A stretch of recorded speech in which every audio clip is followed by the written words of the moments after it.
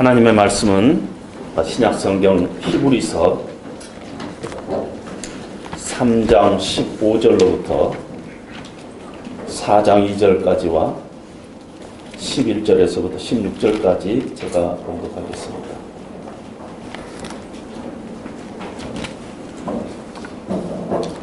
히브리서 신약성경 355면입니다. 히브리서 3장 15절입니다.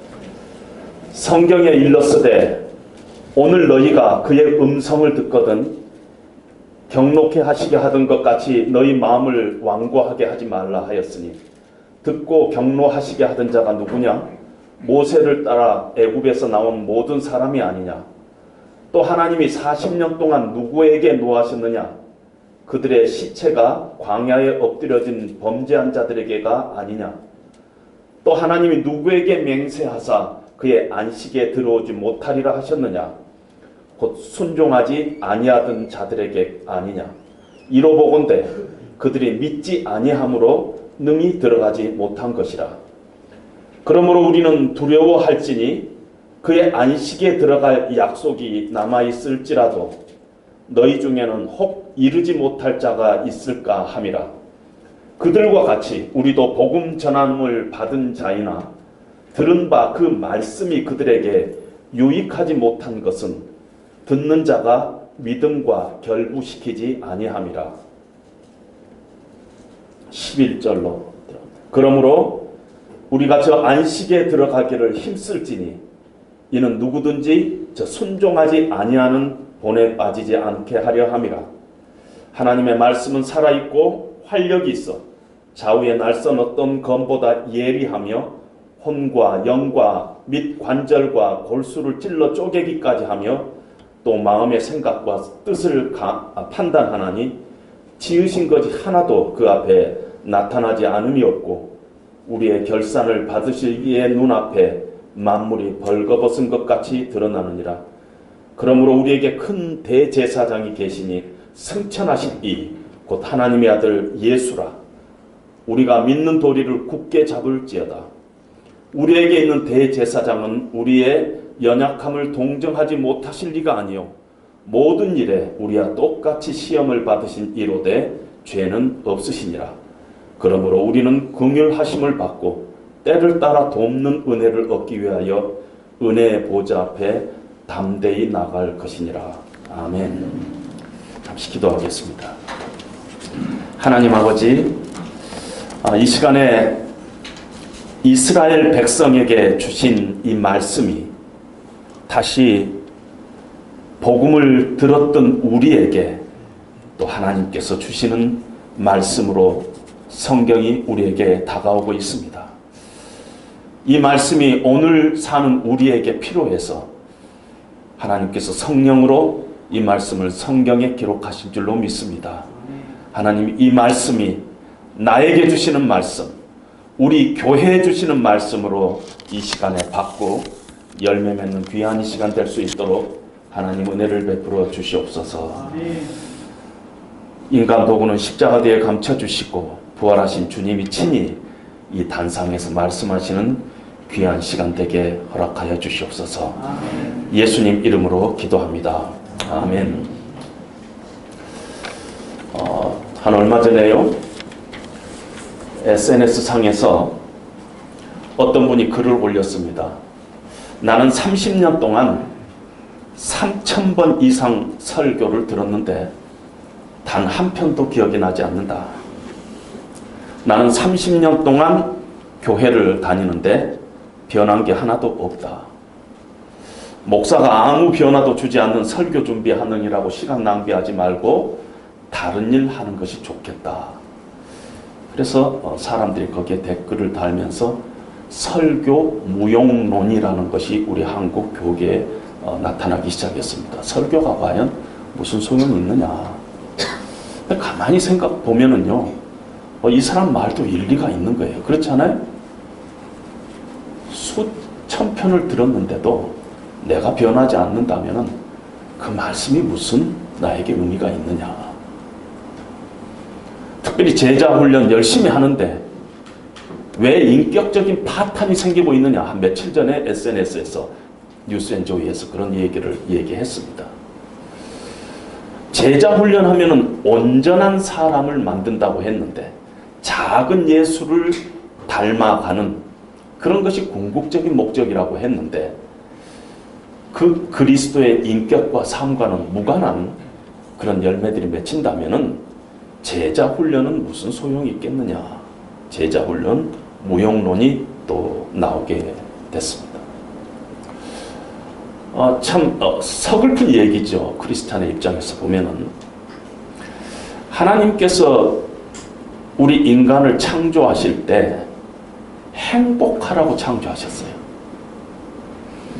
그리고 하나님의 그 행복이 하나님이 가지고 있는 그런 안식과 축복과 이런 것들로 다 이렇게 함께 돼 있어서 우리로 하여금 예수 믿으면 행복하라고 하나님께서 우리를 하나님의 자녀로 불렀는데 만약에 우리가 예수 믿으면서도 불행한 삶을 살고 있다든지 혹은 낭비의 시간을 보내고 있다면은 어디서 우리가 잘못됐는가, 어디서부터 문제를 우리가 풀어야 하는가 하는 그런 질문이 우리에게 심각하게 다가오고 있습니다. 하나님께서는 이스라엘 백성을 애굽의 종살이에서 구원하셨는데 하나님의 마음 속에는 이스라엘 백성을 애굽에서 구원하실 때 이미 하나님의 마음은 가나안에 있었습니다. 젖과 꿀이 흐르는 땅, 안식이 있는 땅, 축복이 있는 땅, 승리가 있는 땅, 은혜가 넘치는 땅을 하나님은 머릿속에 이미 계획하고 계셨어요. 그래서 구원한 것입니다. 그런데 이스라엘 백성이 애굽에서 나와서 40일이면 가나안 땅에 들어갈 수 있었는데 40년 동안 광야에서 낭비의 시간을 보냈습니다. 갈렙과 여호수아 외에는 아무도 가나안 땅에 들어가지 못했습니다.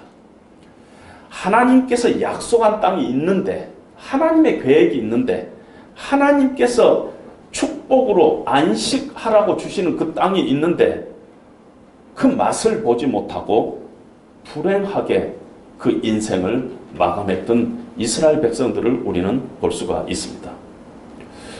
오늘 제가 읽은 본문에는 광야에서 불행한 삶을 살았던 이스라엘 백성들의 좋지 못했던 그 경험을 우리에게 상기시키면서 오늘 우리에게도 이런 일이 동일하게 일어날 수 있음을 경고하고 있습니다. 왜 이스라엘 백성이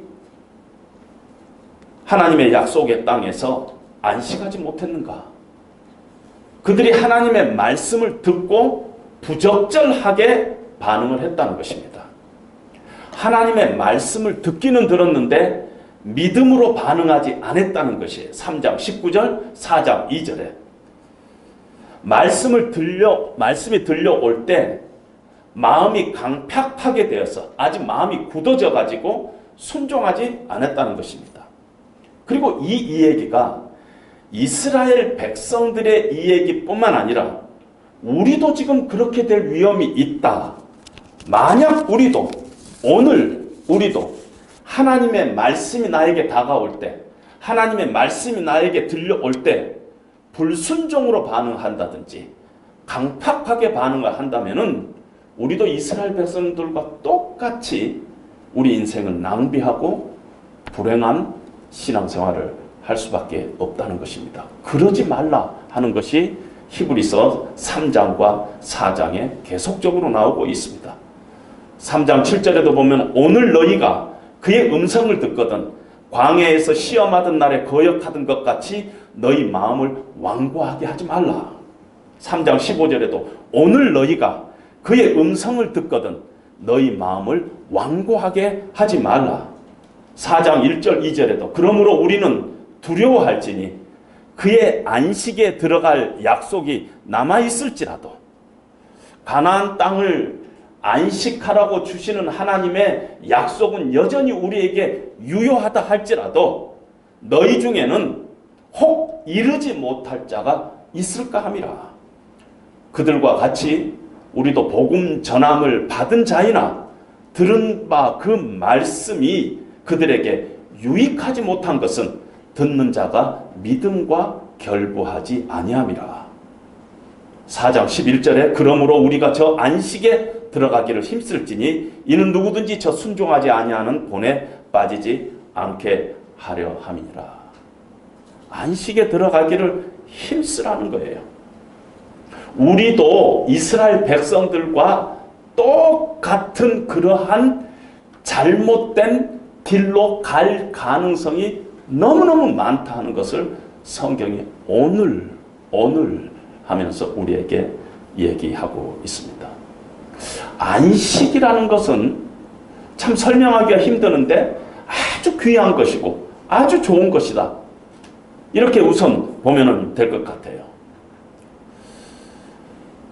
제가 아는 한국에 있는 목사님이 저보다 한 두세 살 그렇게 많은 목사님이신데 너무 유명하신 목사님이니까 제가 성함을 말씀을 안 드릴게요.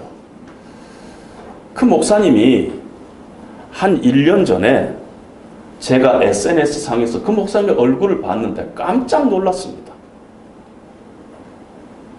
완전히 80대 할아버지가 거기에 서 있는 것이에요. 제가 너무너무 충격을 받았습니다. 야, 한국의 목회 환경이 이렇게 힘드나? 팍상 늙은 거예요. 그런데 다른 경로로 통해서 왜 목사님이 이렇게 변했을까? 목회가 어려워서 그런 것 같지는 않은데 왜 변했을까? 그리고 이렇게 알게 됐는데 지난 15년 동안 목사님께서 불면증에 시달렸다는 것이에요.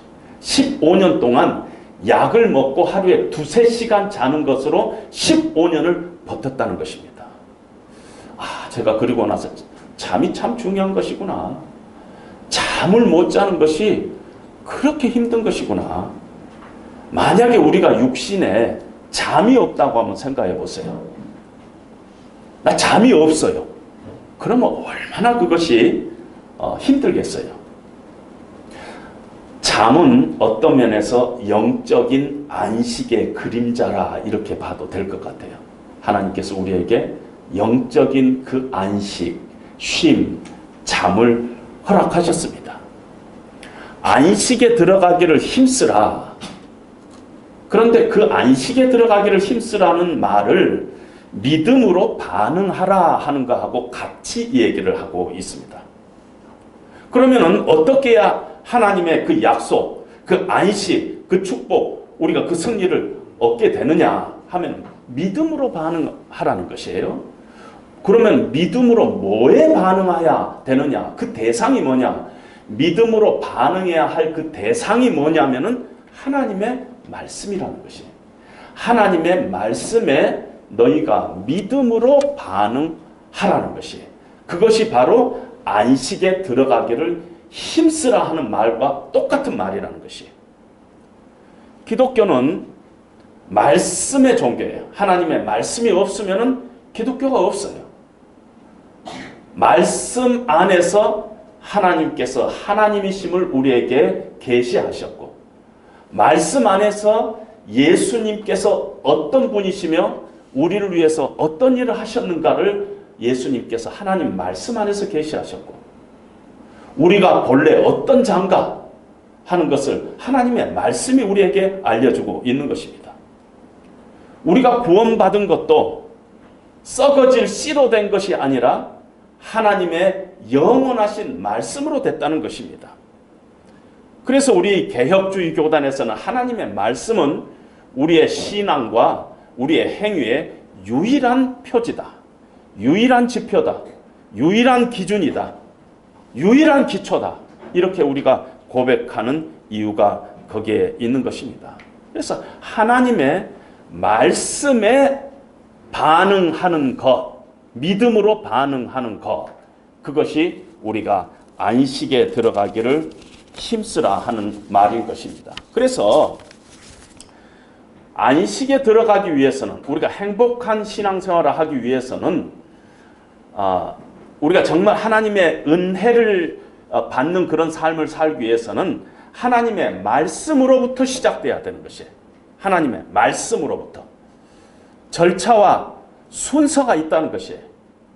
다른 데 가가지고 딴짓하면 안 된다는 것이에요. 하나님의 말씀으로 시작하는 것이에요. 여러분 병원에 갔어요. 검사를 받았어요. 암이에요. 일기예요. 수술 받고 약 먹으면 될 텐데 나는 그냥 타이레놀 먹고 견디겠어요. 이렇게 잘못된 반응을 하면은 죽게 되죠. 그렇죠. 그렇게 어떤 하나님의 말씀으로 시작하는데 하나님의 말씀이 우리에게 도전할 때 거기에 대한 제대로 믿음으로 반응이 있어야 된다는 것입니다. 말씀에서부터 시작해요. 오늘 성경에 보니까 하나님의 말씀은 살아있다 그랬어요. 하나님이 살아있는 것과 마찬가지로 하나님의 말씀이 살아있다 이렇게 표현하고 있습니다. 하나님의 말씀은 하나님이 숨을 쉬었다 그랬어요. 하나님의 말씀을 열면은 하나님께서 살아서 움직이신다는 것이에요. 하나님의 말씀 속에 하나님의 능력이 있고 하나님의 생명이 있다는 것입니다. 요한복음 5장에 보면은 진실로 진실로 너희에게 이르노니 죽은 자들이 하나님의 아들의 음성을 들을 때가 오나니 듣는 자들은 살아나리라. 하나님의 말씀을 듣고 살아난다는 것이에요. 요한복음 6장 63절에도 보면은 살리는 것은 영이니 육은 무익하니라. 내가 너희에게 이르는 말이 영이요 생명이니라. 하나님의 영이 우리를 살린다고 했는데 영이 바로 하나님의 말씀이다. 이렇게 얘기를 하는 것입니다. 하나님의 말씀은 살아있어요. 예수를 진지하게 믿은 사람은 이 말이 무슨 말인가 알아요. 경험을 다 해봤을 거예요. 하나님의 말씀이 살아있다? 살아있는 하나님의 말씀이다? 이 말이 남의 얘기가 아니라 내가 그런 경험을 했어 하는 사람들이 분명히 예수 믿는 사람에게는 그런 경험들이 있다는 것입니다. 뿐만 아니라 하나님의 말씀은 살아서 하나님의 생명이 그 가운데 약동하는 것뿐만 아니라 하나님의 말씀은 좌우에 날선 어떤 검보다 예리하여 혼과 영과 관절과 골수를 찔러 쪼개기까지 하며 우리 마음의 생각과 뜻을 판단한다고 오늘 말씀을 하셨습니다. 혼과 영을 어떻게 나눠요? 골수와 관절을 어떻게 나눠요? 못 나눠요. 그것이 어디에서 그것이 갈라지는가 우리는 알 수 없어요. 그런데 하나님의 말씀이 우리의 심령 가운데 딱 스캔을 하면은 그것이 나눠진다는 것입니다. 저는 그럴 수 있다고 생각합니다.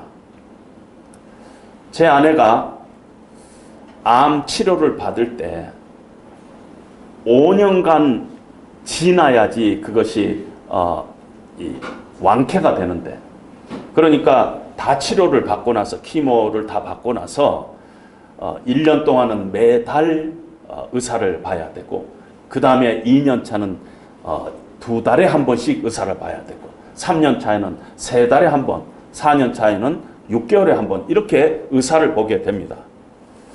한 3년 차 돼가지고 거의 낫다 이렇게 생각을 할 즈음에 갑자기 이상한 불길한 현상이 나타났어요. 암이 원래 있었던 처음에 시작했던 그 자리가 아파오기 시작한 거예요. 다른 데도 아니고 그 자리가. 그리고 느낌도 암이 생길 때하고 똑같아요. 그래서 이게 재발됐구나. 의사한테 갔어요. 의사가 깜짝 놀라서 PET 스캔을 한번 해보자. 여러분 PET 스캔이 뭔가 아시는 분도 알죠? 미국에서는, 한국에서는 얼마인가 모르지만 미국에서는 한 번 PET 스캔 하면 8,000불이에요. 의사가 당장 PET 스캔 하라고 그래갖고 PET 스캔을 했어요. 그리고 기다렸더니 의사가 결과를 가지고 왔어요. 암이 재발한 것이 아니라 관절염이 좀 있대요. 그러니까 애드빌 먹고 운동하라는 것입니다. 여러분 그 전에는 이 PET 스캔으로 스캔하기 전에는 분명히 그 자리가 아파왔고 과거의 암과 똑같은 그런 아픔이 그 안에 있었어요. 암인가? 이렇게 생각했어요. 재발했는가? 아니더라는 것이에요. 스캔해봤더니 아니더라는 것이에요. 내시경을 해봤더니 자세히 나타나더라는 것이에요. CT 찍어봤더니 잘 몰랐던 것이 잘 나타나더라는 것이. 이렇게 우리의 육신의 질병도 이렇게 더 자세히 검사를 해보면 밝혀지는 것과 마찬가지로 하나님의 말씀이 우리 심령 가운데 이렇게 스캔해서 들어오면은 우리가 도저히 상상할 수 없는 것까지도 환하게 밝히 드러내신다는 것입니다. 평소 때는 구분이 잘 안 돼요.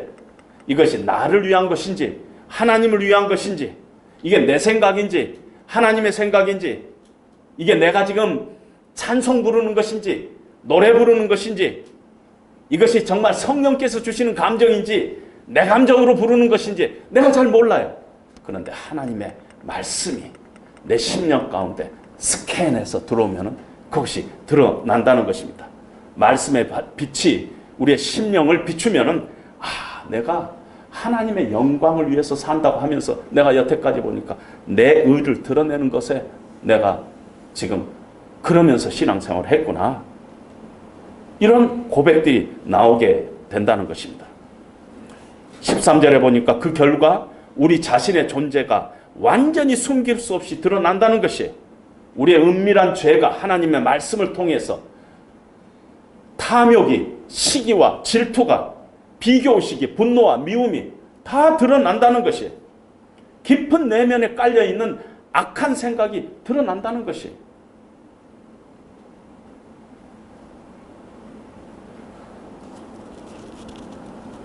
제가 신학교 때 이렇게 한 클래스가 있어가지고 한 사람이 30분씩 설교를 하고 그 자리에서 각자가 다 설교를 점수를 줍니다. 테스트를. 그리고 교수가 마지막 점수를 주는데요.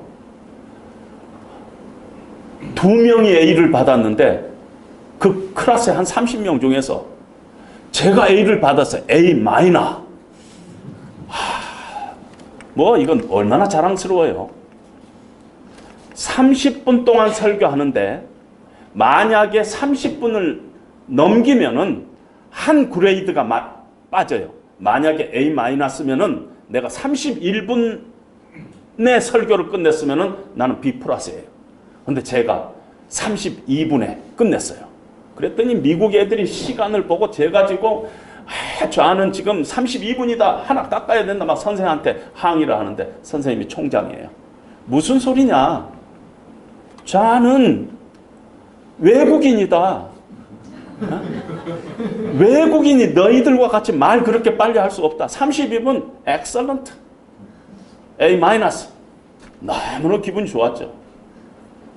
그 다음에 박순철이라는 한국 전도사님 나와서 설교를 했는데 내가 들어도 퍼펙트한 설교를 하는 것이에요.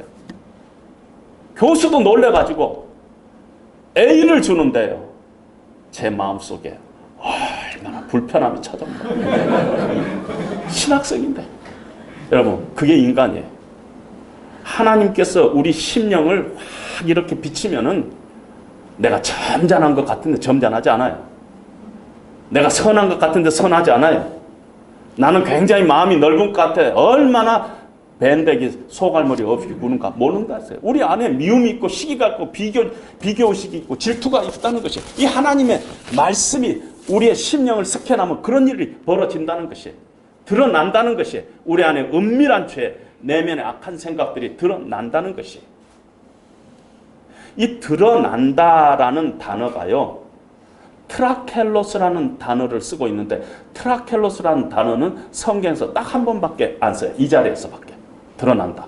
근데 이 드러난다는 단어가 목이라는 뜻이에요. 목. 근데 동사로는 무슨 뜻이냐면 목덜미가 잡히다 이런 뜻이에요. 근데 이것이 어떻게 잡힌 거냐면은 목이 이렇게 쳐져갖고 이렇게 잡히는 것이 트라켈로스예요. 하나님의 말씀에 우리의 목덜미가 잡히게 된다는 것이에요. 우리가 잡혔어요. 누가 잡아요? 하나님이 잡는 것이에요. 야, 너 지금 동기가 잘못됐어. 네 내면을 들여다봐. 너 그런 식으로 살면 안 돼. 하면서 하나님께서 우리 목덜미를 확 이렇게 붙잡는 때가 바로 하나님의 말씀이 우리의 심령 가운데 파고 들어올 때 그런 일들이 생긴다는 것입니다. 그러면은 13절에 우리의 결산 받으실 이 하나님 눈앞에 만물이 벌거받는 것 같이 드러나느니라. 하나님 앞에 우리의 모든 것들이 드러난다는 것입니다. 그런데 이 부분이 해석이 참 쉽지 않은데, 단어를 그냥 직역을 하면은 그를 향하여 우리가 드릴 말씀이 있다, 이런 뜻이에요. 그를 향하여 우리가 드릴 말씀이 있다. 무슨 말씀이냐면은 하나님께서 우리 목덜미를 콱 잡았어요. 콱콱 그래요 지금. 그럴 때 우리가 하나님 앞에 드릴 말씀이 있다는 것이에요. 무슨 말씀이겠어요? 무슨 말씀을 하겠어요 그때? 예? 하나님 잘못했습니다, 이것 좀 놔주세요, 아니겠어요? 항복해야 돼요. 만약에 우리보다 힘이 약한 사람이 우리 목을 탁 닿으면 콱 치고 도망가면 돼요. 근데 하나님이 우리 목덜미를 잡고 있으면요, 항복하라는 것입니다. 하나님의 말씀 앞에 무릎 꿇으라는 것이에요. 반드시 해야 될 말이 있어요. 하나님의 말씀을 우리가 받을 때 하나님의 말씀으로 시작해요. 말씀이 우리에게 도전이 없으면 반응도 없어요. 말씀이 도전이 먼저 있어야 돼요. 말씀에 도전이 있고 나서 우리가 어떤 반응을 해야 되느냐면 반드시 하나님 앞에 해야 될 말이 있다는 것이에요. 하나님, 제가 잘못했습니다. 나는 죄인입니다. 하나님 용서해 주십시오. 그동안에 내가 선하게 산다고 했는데 가만히 보니까 제 안에 탐욕이 있고 시기가 있고 악의가 있음을 하나님 고백합니다. 하나님 앞에 말해야 돼요. 그렇게. 그냥 오늘 설교 말씀 듣고 딱 지나가면서 목사님 은혜 받았어요? 아니에요. 그런 식으로 하면 안 돼요. 제가 옛날에 섬기던 교회에서는 다 악수를 합니다. 저를 우아래로 딱 훑어보면서 목사님 이발해야 되겠네요. 뭐 이런 사람도 있어요. 미장원에 하는 사람은 꼭 그렇게 얘기해요. 세탁소 하신 분은 목사님 바지단 좀 기네요. 뭘 보는가 몰라요. 예배 끝나고. 그게 아니에요. 드릴 말씀이 따로 있다는 것이, 하나님 앞에 드릴 말씀이 있다는 것이, 반드시 해야 될 말이 있다는 것이, 내 영혼의 목덜미가 하나님 앞에 잡혀 있을 때 내가 반드시 하나님 앞에 해야 될 말이 있다는 것입니다. 반응이 중요하지만 그 전에 우리가 그 하나님 말씀 앞에 우리의 존재가 진단받는 것이 더 중요하다 했죠. 그것조차 없으면 안 된다 그랬죠. 그래서 우리는 늘 하나님의 말씀을 듣고 또 읽고 또 묵상하고 또 공부하고 설교도 듣고 큐티도 하고 그런 일들이 필요합니다. 북클럽을 하면서 또 이 기독교 서적을 서로 나누고, 그래서 말씀의 데이터베이스가 우리 생각 속에 있어야 돼요. 아무것도 없는 맹탕, 하나님께서 내가 모르는 말씀을 사용하셔서 우리에게 은혜 주시는 분이 아니세요. 우리도 모르는 말씀을 통해서 하나님께서 우리에게 은혜 주시고 하나님을 기억하게 하고 하나님께서 우리를 인도하시고 그런 일이 없어요. 절대 그렇게 안 하세요. 언젠가 들었던 하나님의 말씀, 어렸을 때 암송했던 하나님의 말씀, 설교에 들었던 말씀인데 그것이 별 의미 없이 내 안에, 내 생각에, 데이터베이스에 있어요.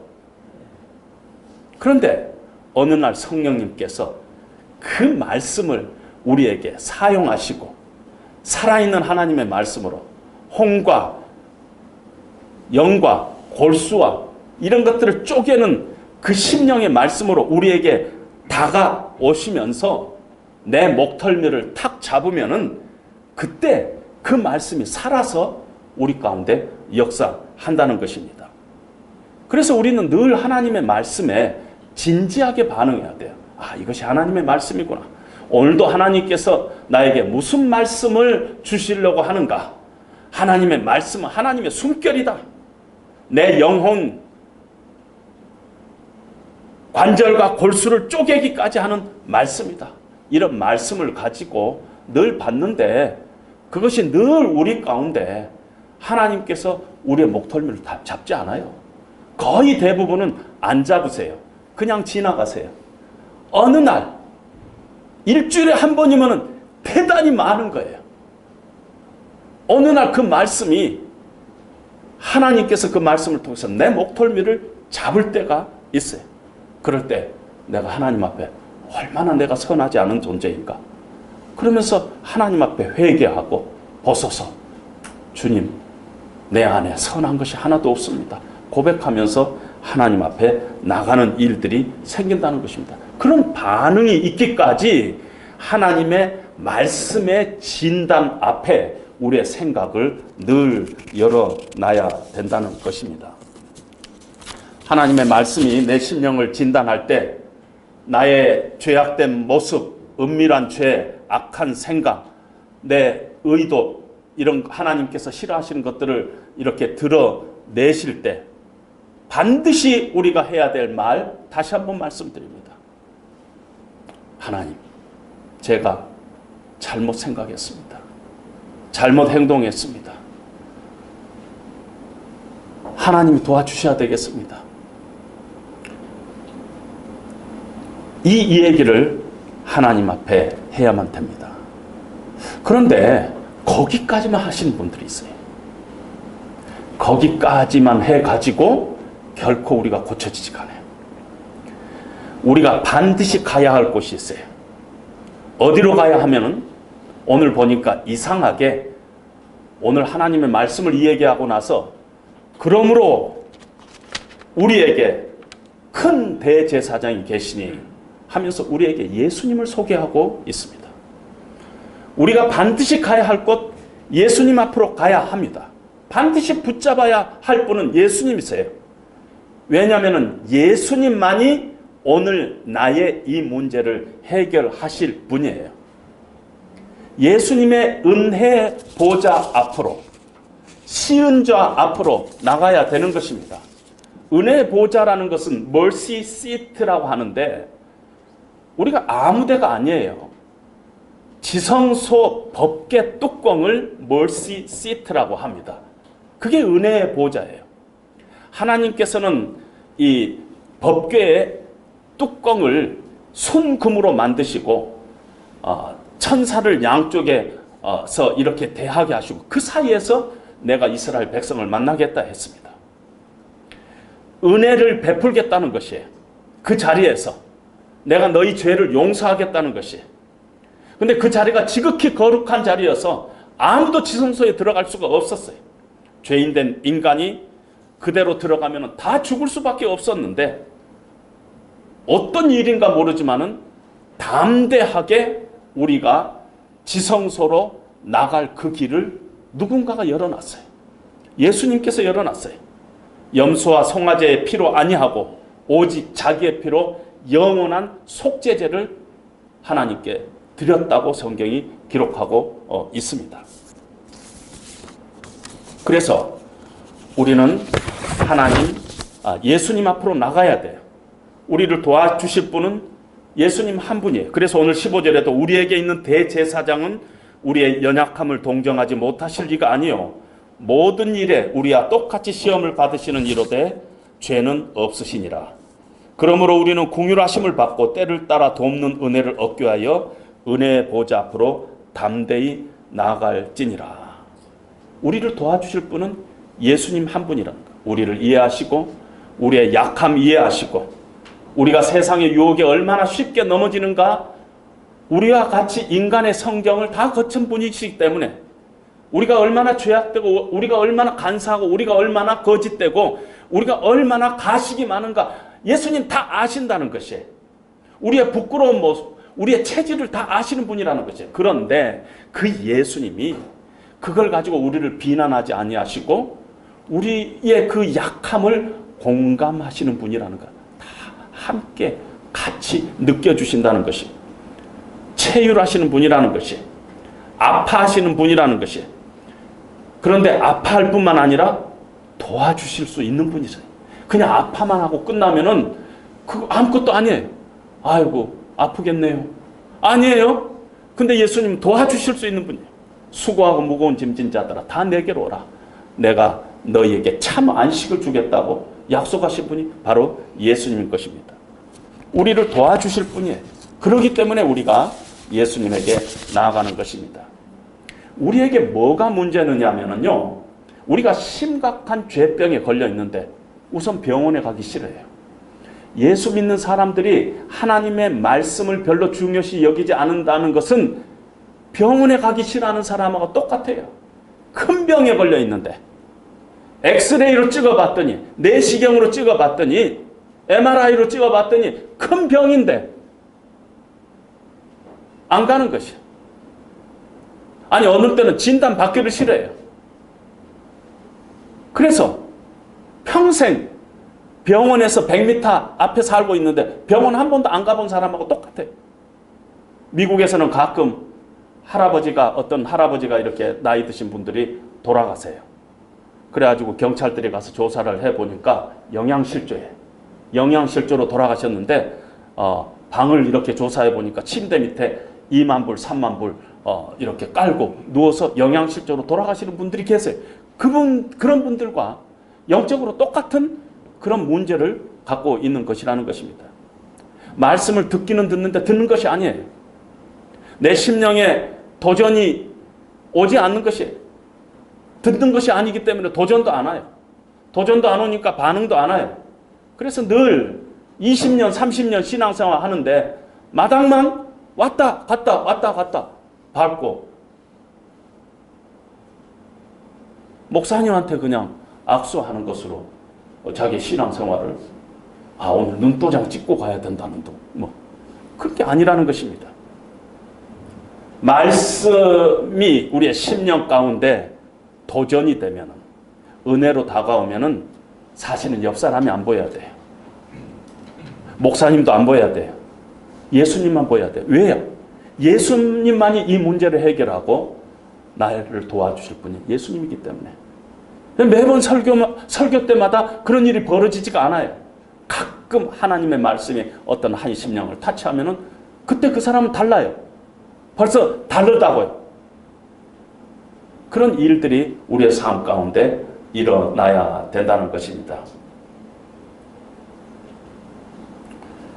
예수님 앞으로 달려나가면은 주님의 십자가 앞으로 나가서 내가 지금 어떤 상태인가를 고백하고 주님의 도우심을 구하면은 이상하게 그때 나의 연약함과 나의 죄악됨을 가지고 하나님의 은혜 보좌 앞으로 나가면은 주님의 십자가를 붙잡으면은 이상한 일이 발생하는데, 그때 하나님께서 은혜를 베풀면서 우리에게 순종하게 하시고, 그 순종하게 하심으로 그 결과 우리 가운데 안식이라는 열매를 하나님께서 주시는 거예요. 그냥 안식이 주어지는 것이 아니라는 것이, 하나님의 말씀이 도전할 때 하나님의 그 말씀의 도전에 내가 바르게 응답하고 은혜 보좌 앞에 나가서 주님의 십자가 붙들고 나의 연약함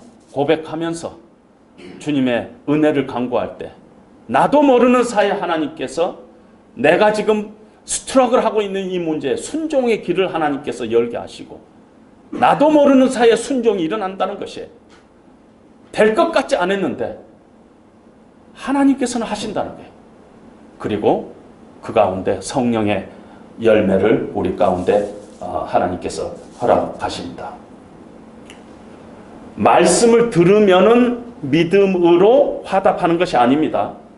말씀을 듣고 도전이 왔을 때 그냥 지나가면 순종하지 않은 것이에요. 하나님의 말씀을 듣고 내 심령 가운데 도전이 왔을 때 그 도전을 가지고 하나님 앞에 말씀드리고 은혜의 보좌 앞으로 예수님 앞에 나가서 이 문제를 해결해 주실 분은 주님뿐입니다. 내 힘으로 나의 이 죄악을 뿌리채 뽑을 수가 없습니다. 우리가 정말 진지하게 진실되게 우리 자신을 바라보면은 순간순간 우리의 심령 가운데서 칼빈이 얘기한 대로 죄의 공장에서 죄가 펑펑펑펑 쏟아지는데 우리가 어떻게 내 힘으로 내 의지로 이 일을 감당하겠다고 얘기할 수 있겠어요? 말씀을 듣고 도전이 될 때 주님의 십자가 보좌 앞에 나와서 의사이신 예수님의 치료를 받아야 된다는 것입니다.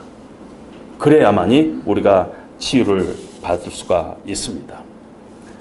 순종은 반드시 하나님의 말씀이 우리 가운데 다가올 때 그 말씀이 내 영혼의 목덜미를 잡을 때 그때 우리가 예수님 앞에 나가서 기도하면서 나의 연약함을 고백하고 하나님 앞에 참으로 약한 자로 우리가 무릎 꿇을 때 하나님께서 그때 순종할 수 있는 길을 열어주시고 그 순종을 통해서 우리 가운데 놀라운 평강과 기쁨을 하나님께서 허락하신다는 것입니다. 하나님의 말씀은 자주 우리를 파괴하는 듯 합니다.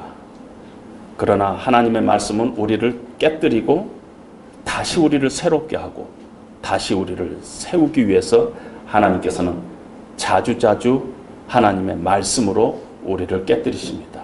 우리 안에 있는 하나님이 싫어하는 죄악을 바라보고 하나님이 싫어한 우리의 자기 의를 바라보면서 하나님께서 우리의 의를 깨뜨리십니다.